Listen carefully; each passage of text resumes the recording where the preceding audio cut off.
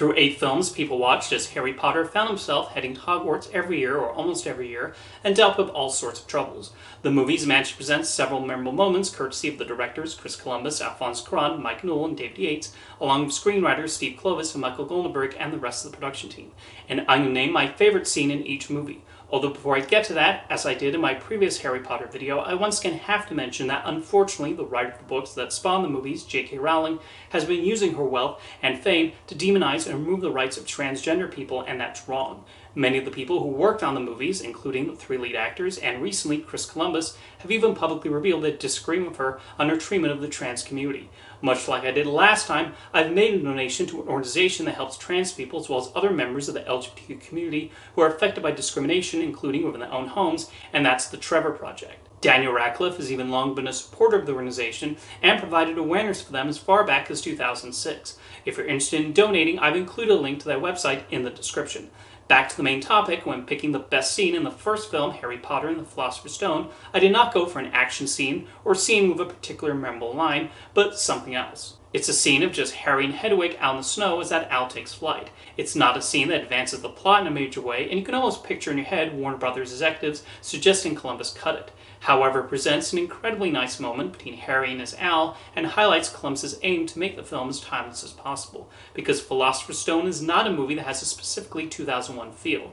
The same movie could have been made in the 90s or 80s or 70s, with the only major difference being the special effects technology. John Williams' score especially adds a lot to the scene, which has a quiet beauty to it that I greatly appreciate.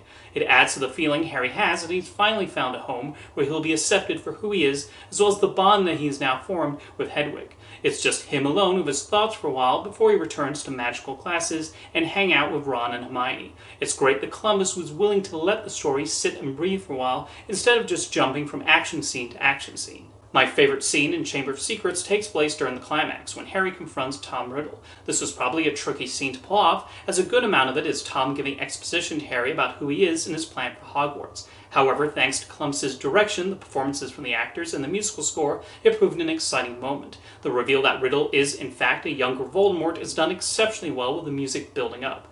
Christian Coulson is excellent as Riddle, showing his contempt for his Muggle upbringing and his hope to continue to bring about a supremacist revolution against anyone that does not fit his vision. And Radcliffe is able to show Harry squaring off against him. This is quickly followed by the Basilisk chase, which Columbus directs with plenty of imagination, and is one reason I think Chamber of Secrets is maybe the closest that a 21st century movie has captured the feel of an 80s Amblin production, again fitting into his approach of trying to make the films timeless.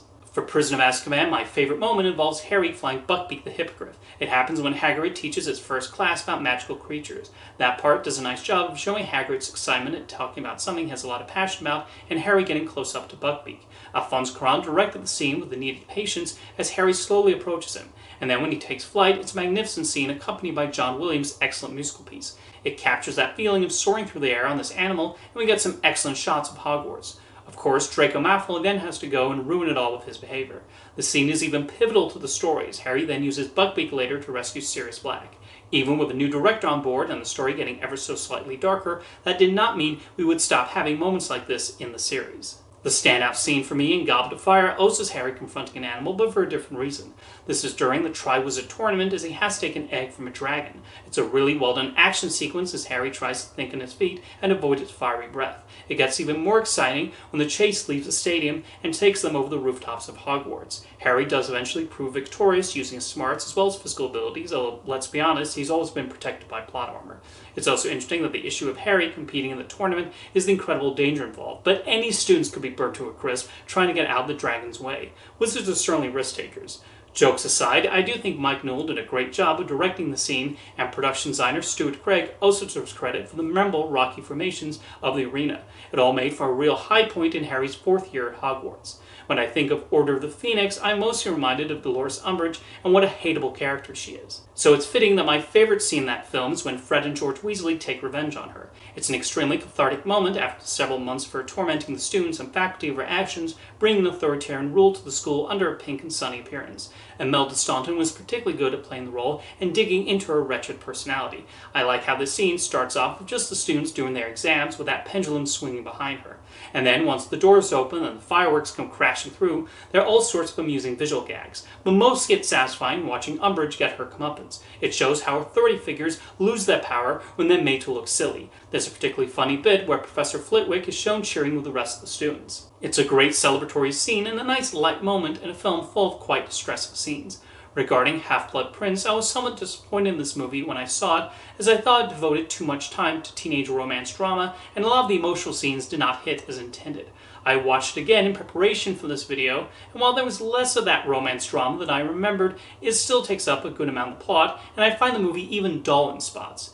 With that said, there's still a scene that stands out to me. It's when we see the memory of Dumbledore first meeting a young Tom Riddle and telling him about Hogwarts. I think it might be Michael Gambon's best moment in the series, showing Dumbledore's genuine concern for this young boy who he is trying to help. However, already get a sense of the darkness festering underneath him that will eventually grow. We obviously know the destruction and death he will cause in his later years, but you see Dumbledore hoping that won't happen.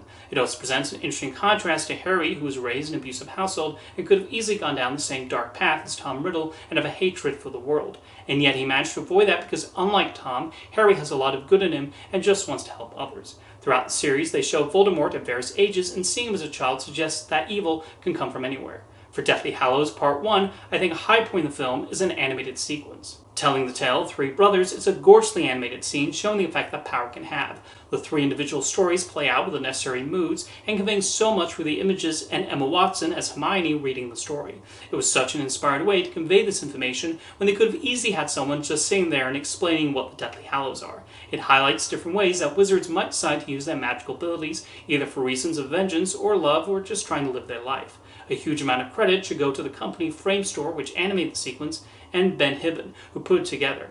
You really feel the weight and importance of the story and why these three objects used by the brothers are sought after. And now that brings us to the final film, Harry Potter and the Deathly Hallows Part 2. And my favorite scene in that conclusion is, well, the conclusion. The epilogue serves as one final goodbye to these characters as they send their children off to Hogwarts. After the series got darker and drearier as Voldemort and the Death Eaters grew in power, this served as a nice moment and felt like David Yates acknowledging Chris Columbus' work on the series several years earlier. The best decision was playing John Williams' musical piece from the final scene in Philosopher's Stone, titled Leaving Hogwarts. It adds an emotional element to the scene in remembrance of when Harry had his first year at that wizarding school, and it's nice hearing his pep talk to his son to calm his nerves. It was quite the journey with these characters, and this was a fitting way to finish the saga of Harry Potter. Now let me know in the comments what your favorite scenes in the movies are, and I'll see you next time.